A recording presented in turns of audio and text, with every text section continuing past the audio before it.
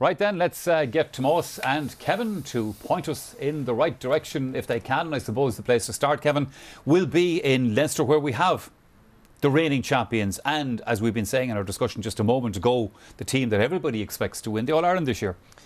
Yeah, and what can I say? But they probably will. They probably will.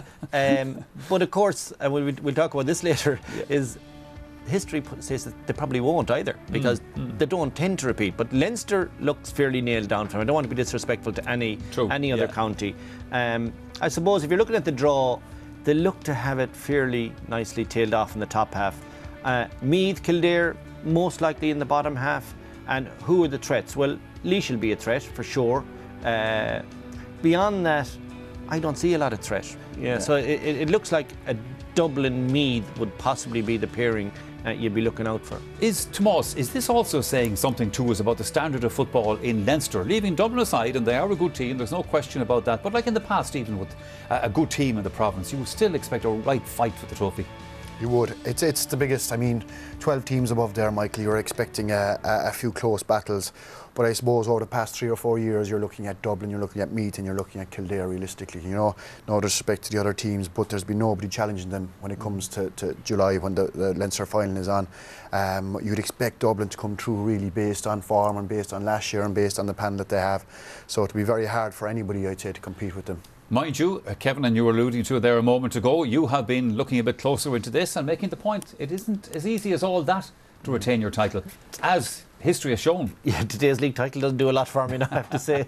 But yeah, the point I'm making is that I won't call it lazy punditry by us or even by the GA followers at large, but we always tend to look back.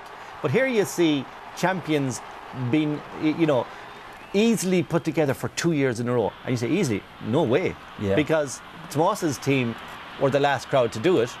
Before that, it was Cork 89-90. Yeah. And yet, in the middle of it, ye changed managers, which gave you, a new voice, perhaps. But it's so difficult to do.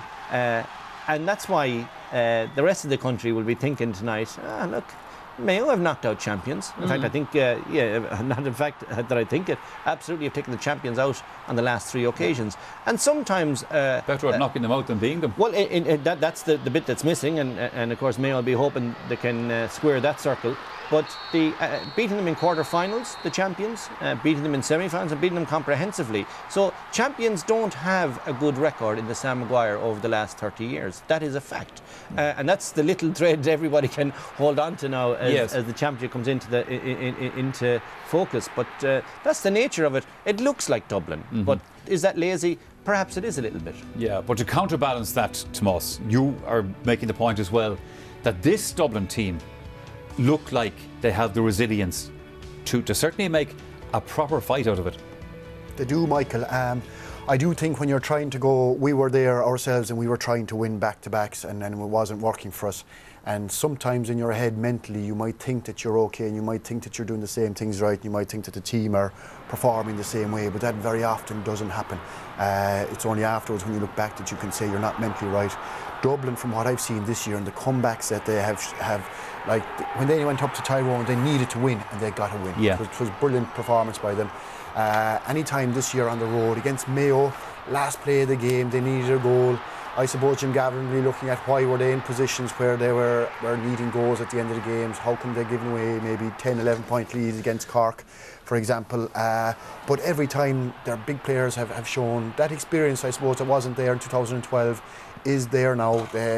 Talking to them during the year, you get a sense from them that they won't be happy until they do back-to-back. But they have been showing what in the league that they're hungry for battle.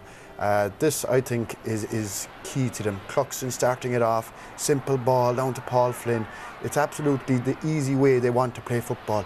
That's the way, the directness of it. I think Cluxton and Macaulay especially are 2 of their key players for Dublin. But the fact that so many of them are playing so well this summer or this year so far, it doesn't all go well for the rest of the country, really. OK, we've talked about Dublin, let's talk about somebody else. Let's talk about a couple of counties in your own province, Tomás, and the way the Munster draw is set up this year. Is it going to be Cork and Kerry again?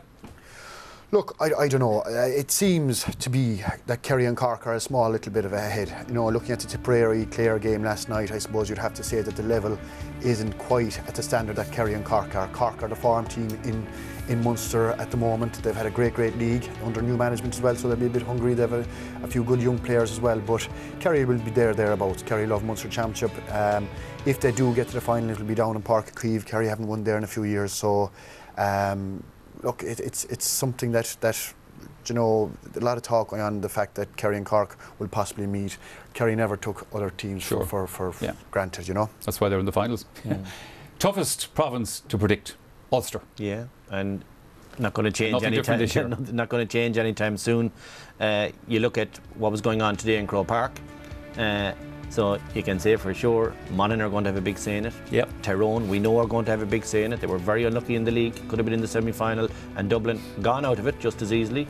The top half of the draw is loaded with the better teams, and that means Derry and Donegal down in the bottom half. The two losers today, two teams that have a fair bit of reflection to work their way through now for the rest of the month. The winner of that quarter-final, you'd have to say, is going to travel to the Ulster final. That'd be certainly unfair. But look, Michael, we keep saying this, and no disrespect to teams, we keep saying, like, none of these games are ever won on paper. You have to go out and win them, and Ulster Championship is outrageous again. You know, definitely is. There's no question about that. Is Connacht a bit simpler? Is it going to be Mayo? Well, you see, Leitrim are going to have a say about what Roscommon do, and Roscommon in their heads are going to have a big say about what Mayo do. And when that's all done and dusted, Sligo think they'll have a say about Galway. And then, is it a Mayo-Galway final? Yeah, I'd say it probably is, but not without a big say from what Roscommon might produce down the road. But they first of all have to beat Leitrim, which is a local derby, and that's the beauty of the championship. That's the cut and thrust of it, that on any one day you get inspired and you take it to the opposition, you can take them out. Yeah, there is no doubt about that. Well, all right, folks, I won't tell you to go running down to the bookies with that information in your back pocket, but I will.